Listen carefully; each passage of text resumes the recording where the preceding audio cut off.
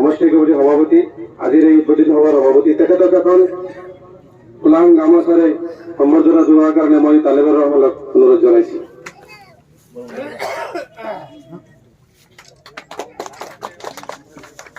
আপোনালোকৰ এই অঞ্চলৰ বহুদিনীয়া এটা পুৰণি সমস্যা, আপোনালোকৰ পৰামৰ্শ মতে, এই অঞ্চলৰ মুৰব্বীসকলৰ পৰামৰ্শ মতে আমাৰ সন্মানীয় বিধায়ক ডাঙৰীয়াই বহুত কষ্ট কৰি এই কামটো চেংচন কৰি আনিছে।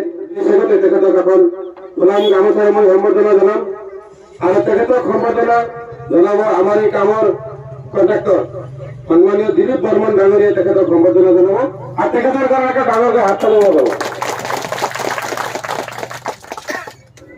আর এখন জোরকে হাত চাপ দিতে হবে। আমার উপস্থিত আছে সমষ্টি কমিটির সম্পাদক মফিজুর রহমান ভূঁয়া ডাঙৰীয়া, তেখেতক এখনে ফুলাম গামোচাৰে সম্বৰ্ধনা জনোৱাৰ কাৰণে মই অনুৰোধ জনাইছো। আমাৰ ইয়াত উপস্থিত আছে আমাৰ কুঞ্জপুৰ সন্মানীয় সভাপতি ইয়াত। তো যিকেই নহওক বন্ধুসকল, আচলতে এই যে আজি ইমান ডাঙৰ সভাখন অনুষ্ঠিত কৰা হৈছে আৰু সকলোকে সম্বৰ্ধনা জনোৱা হৈছে, এইটো আচলতে কিহৰ সভা নিশ্চয় আপোনালোকে অলপ হ'লেও গম পাইছে, অৱগত হৈছে। তো কথাটো হ'ল যে আচলতে কোনোবাই ভাল কাম কৰিলে তেখেতৰ প্ৰশংসা কৰাটো আমাৰ উচিত, কিন্তু দেখা যায় যে আমি কোনোবাই ভাল কাম কৰিলে আমি তেখেতৰ প্ৰশংসাখিনি আমি কৰিব নোৱাৰোঁ বা নিবিচাৰোঁ। এতিয়া কথা হ'ল যে হয়তো আমি বিভিন্ন সময়ত সমালোচনা কৰোঁ কিছুমান মানুহে যে আমাৰ বিধায়কজনে আচলতে কি কাম কৰিছে। আজিৰ এই সভাখনৰ পৰা আমি সেই কথাখিনি অৱগত কৰাব বিচাৰোঁ যে আমাৰ সন্মানীয় বিধায়ক ডক্টৰ হাফিজ ৰফিকুল ইছলাম চাহাবে কি কাম কৰিছে, তেখেতৰ মুখৰ পৰা এই কথাখিনি শুনিব পাৰিব। আৰু যদি তেখেতৰ এই কামবিলাক আপোনালোকে ভাল পায় তেতিয়াহ'লে আমাৰ ভিডিঅ'টো যথেষ্ট পৰিমাণে শ্বেয়াৰ কৰিব। আহক আমাৰ লগত। আসসালামু আলাইকুম, নমস্কাৰ। সন্মানীয় আজিৰ এই সভাৰ মহামান্য সভাপতি মহোদয়, ইয়াত উপস্থিত সন্মানীয় জৰিয়া সমষ্টিৰ বিধায়ক ডক্টৰ হাফিজ ৰফিকুল ইছলাম চাহাব, মুৰব্বী সমাজ, লগতে যুৱ বন্ধুসকল। তো যিকেই নহওক মই সকলোকে সম্বোধন কৰিব পৰা নাই, যাৰ কাৰণে মই দুখিত। তো মই আপোনালোকৰ আগত এই কথাখিনি ক'ব বিচাৰো যে আমি জন্মৰ লগ্নৰে পৰা, জন্মৰ পিছৰে পৰাই আমি দেখা পাইছো যে আমাৰ জনতাৰ দক্ষিণ ফালে এনেকুৱা এটা অৱস্থা আছিল যে আমি খোজকাঢ়িও বজাৰলৈ আহিব পৰা নাছিলো, ঘৰৰ পৰা গামোচা পিন্ধি কেতিয়াবা বজাৰলৈ আহিব লগা হয়।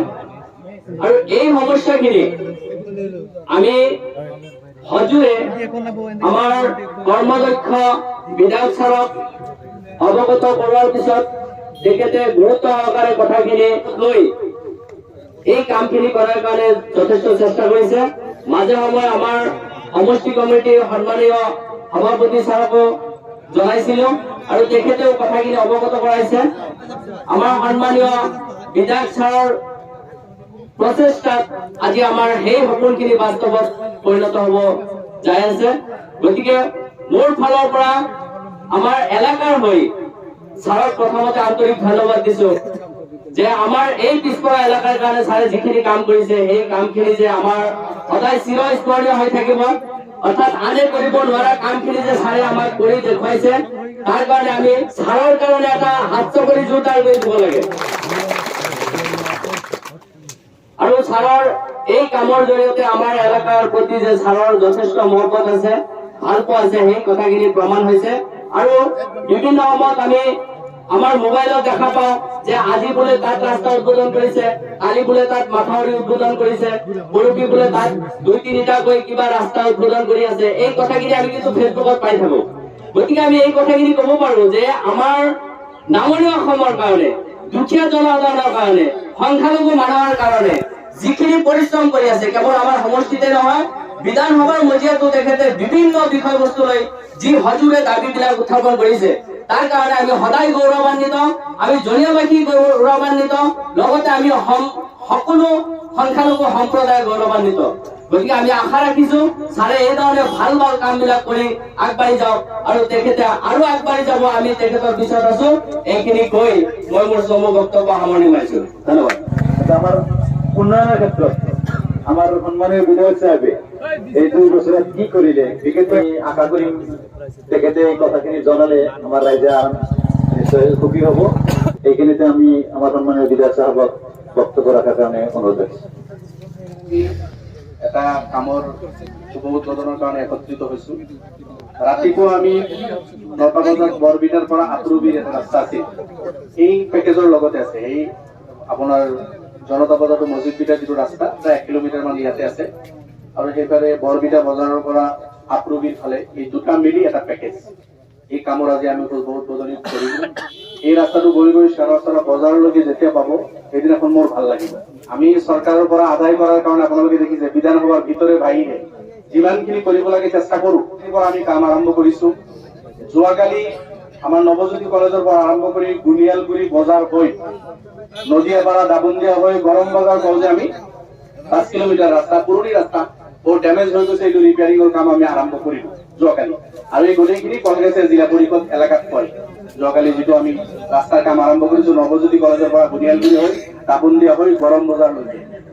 আজিও জনতা বজাৰৰ এই যিটো অংশ আমি আৰম্ভ কৰিম, এইটো আমাৰ কলকাতা জিলা পৰিষদ অঞ্চলত পৰে। প্ৰায় 1 কিলোমিটাৰ মান ৰাস্তা, 9.5 মিটাৰ, 1 কিলোমিটাৰ এইখিনি ৰাস্তাৰ কামো আমি আৰম্ভ আজি কৰি আছো। অহাকালি আমি আৰম্ভ কৰিম গুনিয়ালগুৰিৰ পৰা TNT বজাৰলৈকে। আপোনালোকে চলাচল কৰা ৰাস্তাটো বেয়া হৈ আছে, এই ৰাস্তাটো অহাকালি আমি আৰম্ভ কৰি আছো। একেবাৰে ধুনীয়া হৈ যাব গুনিয়ালগুৰি বজাৰৰ পৰা TNT লৈকে। আৰু সেই ৰাস্তাৰ কানেক্টিভিটিৰ পৰা বালাপাথাৰ হৈ কলকাছিয়াৰ যিটো কানেক্টিভিটি ৰাস্তা সেইফালেও বেয়া হৈ আছে। এই দুটা অংশ আছে। আৰু সৰ্বগৰ পৰা ৰূপসী ৰহালৈকে তাতে 3 কিলোমিটাৰ জায়গা বেয়া হৈ আছে, এইখিনিও আছে। আৰু জনিয়াৰ পৰা গড়াইমাৰী যিটো ৰাস্তা জনিয়া হাউলি ৰোড তাৰে প্ৰায় 1.5 কিলোমিটাৰ মান ৰাস্তা আছে। এই গোটেইকেইটা মিলি এটা পেকেজ, যিটো অহাকালি ৰাতিপুৱা 9টা বজাত আমি এইখিনি তাপেশ্বৰা বালাপাথাৰৰ যিটো অংশ TNTৰ ৰাস্তা তাত আমি আৰম্ভ কৰিম কালি। আৰু ইয়াৰে মেজৰ অংশটো আমাৰ কলকাতা জিলা পৰিষদ এৰিয়াত পৰে। তো আৰু এটা ভাল কাম আমি অহা 7 তাৰিখে আমি আৰম্ভ কৰিম আপোনালোকৰ এই এলেকাতে। চবে আমি সেই ৰাস্তা চলাচল কৰো। চেনিমাৰী তিনিআলিৰ পৰা চেনিমাৰী যিটো আমাৰ ষ্টেট হাইৱে আছে, লেংটি সিঙাৰ ফালে গুচি গ'ল, কলকাছিয়াৰ ফালে আমি আহিলো। তাৰ পৰা বৰবিটাৰ ফালে যিটো ৰাস্তা গৈছে, চেনিমাৰীৰ পিছত ৰামপুৰ, বনবুগী, বৰবিটা, আপোনাৰ হাতচাৰা হৈ ময়নগুৰিলৈকে বাগবাৰ সমষ্টিলৈকে 10 কিলোমিটাৰ ৰাস্তা। এইটো এই পুৰণি ৰাস্তা বহুত ডেমেজ হৈ গৈছে। ৰাস্তাটো বহল হ'ব, 5 মিটাৰ বহল হ'ব, 7 মিটাৰ হ'ব, 5 মিটাৰ ভিতৰত পকী হ'ব, আৰু 2 চাইডে আৰু 2 মিটাৰ থাকে। কলকাছিয়া সৰ্বগৰ ৰাস্তা যেনেকুৱা বহল, এতিয়া চেনিমাৰীৰ পৰা ময়নগুৰিলৈকে এই গোটেইখিনি ৰাস্তা তেনেকুৱা বহল হ'ব। অহা 7 তাৰিখে আমি এই কাম আৰম্ভ কৰিম। আৰু সেইটো গোটেই সমষ্টিৰ এটা ইম্পৰ্টেণ্ট ৰাস্তা। অকলেই 4-5টা জিপি নহয়, চেনিমাৰী তাতে তিতাবালি জিপি পৰে, ইয়াৰ পিছত বনবুগী জিপি, বৰবিটা জিপি, ইছবপুৰ জিপিত গৈ শেষ হৈ গৈছে। ইভেন ময়নগুৰি জিপিৰ এটা অংশ আমি লৈ লৈছো। এই 4-5টা জিপি কিন্তু আমি গোটেই সমষ্টিৰ মানুহ এই ৰাস্তাটো ব্যৱহাৰ কৰো। এইটো হলে আমাৰ সমষ্টিৰ মাজৰ মূল ৰাস্তাটো মানে এটা শক্তিশালী শেপত আহি যাব। এইটো কাম চেংচন হৈ গৈছে, প্ৰায় 11 কোটি। অহা 7 তাৰিখে আমি সেইটো কাম আৰম্ভ কৰিম। চিকনিবাসীৰ কাৰণে এটা ভাল খবৰ আছে, আৰু কৰিব লাগিব মোৰ। শ্বেৰচৰা বজাৰৰ পৰা শৈলমাৰীলৈকে বহুত বেয়া অৱস্থা। শ্বেৰচৰা বজাৰ হৈ শৈলমাৰী হৈ একেবাৰে হাতচাৰা যিটো বৰবিটাৰ মেইন ৰাস্তা তালৈকে, সেইটো ৰাস্তাও 5.5 কিলোমিটাৰ ৰাস্তা। এইখিনিও আমি অহা 7 তাৰিখে আৰম্ভ কৰিম। শ্বেৰচৰা বজাৰ, শৈলমাৰী, একেবাৰে বৰবিটাৰ যিটো মেইন ৰাস্তা হ'ব, এই ৰাস্তাৰ কানেক্টিভিটি অহা 7 তাৰিখে আৰম্ভ কৰিম আমি। সেইখিনি হৈ যাব। আজি যিটো আমি জনতাৰ পৰা মছজিদ ভিতৰলৈকে যিখিনি যাব, ইয়াৰ পিছৰ পৰা চিকনি বজাৰলৈকে মাজত এটা অংশ থাকি যাব এইখিনি। আৰু চিকনি বজাৰৰ পৰা ৰামপুৰলৈকে যিটো আপোনাৰ খেললি হৈ ৰামপুৰ, এই দুটা বহুত ইম্পৰ্টেণ্ট দুটা অংশ। এইটো লৈ পৰৱৰ্তী পৰ্যায়ত মই চেষ্টা কৰিম। এইখিনি যিহেতু আছে উপায় ইতিমধ্যে যোৱা 3 মাহ আগত মই 7.5 কোটি টকাৰ কাম আৰম্ভ কৰিছো। আপোনালোকে দেখিছে বৰপাৰা মেডিকেল কলেজৰ পশ্চিম ফালে যিটো তেল ডিপু আছে, তেল ডিপুৰ কাষেদি যিটো নদীৰ কাষে কাষে যিটো মাথাউৰি, এই মাথাউৰিটো ডেভেলপ হৈ আছে আৰু পকী হৈ আছে। ব্ৰিক দি ব্লক দি সেই মাথাউৰিটোৰ কাম চলি আছে। একেবাৰে গৈ মেজেণ্টাৰী কানেক্টিভিটি ৰোড যিটো গাগলমাৰী কয়, তাৰ পৰা 4.5 কিলোমিটাৰ ৰাস্তা 7.5 কোটি টকা ব্যয় সাপেক্ষে এই মাথাউৰি ডেভেলপমেণ্ট হৈ আছে। নদী প্ৰটেকশ্যনৰ কাম হৈ আছে, ৰাস্তাটো পকী হৈ আছে। পূবফালে 7.5 কোটি টকাৰ কাম অলৰেডি এইবাৰ বিধায়ক মই এইটো আৰম্ভ কৰিছো। পূবফালে জনিয়া বজাৰৰ পৰা জনিয়া বজাৰ হাইস্কুল যিটো PSC আছে হস্পিটেল, ইয়াৰ সন্মুখে যিটো ৰাস্তা গৈছে গৈ গৈ গাগলমাৰী পাইছে। এইটো আপোনাৰ যিটো মাথাউৰি আছে এই প্রায় 2.5 কিলোমিটার রাস্তা এইখিনি পকী হব অহা 6 তারিখে এই কাম আরম্ভ করি 6 তারিখে কাদং বাজারের পৰা কান্দাপাড়া ব্রিজের অ্যাপ্রোচ যেটো রাস্তা বহুত বেয়া হয়ে আছে যিসকল চলাচল করে এইখিনি রাস্তাও 6 তারিখ আরম্ভ করি স্যাংশন হয়েছে 6 তারিখে এইটো কাম আরম্ভ হৈ যাব পাটলিকুচিৰ পৰা মেজেটাৰী লৈকে যেটো ৰাস্তা মেজেটাৰী বজাৰৰ পৰা পাটলিকুচি স্কুল লৈকে তাতে মাজত এটা অংশ বাকি আছে কালভাৰ্ট সহ এই ৰাস্তা যিখিনি বাকি আছে এই গোটেইখিনি ৰাস্তা 6 তাৰিখে এই ৰাস্তাটোৰ কাম আমি আৰম্ভ কৰিম কলগাছিয়াৰ পৰা আমি নদীৰ পাৰে পাৰে সৰ্বক এটা সময়ত গৈছিলো কিন্তু নদীয়ে ভাঙি এই ৰাস্তাটো ডিসকানেক্ট কৰিছিল ইয়াৰ পিছত মাথাউৰি যথেষ্টখিনি হৈছে ইয়াৰ আগত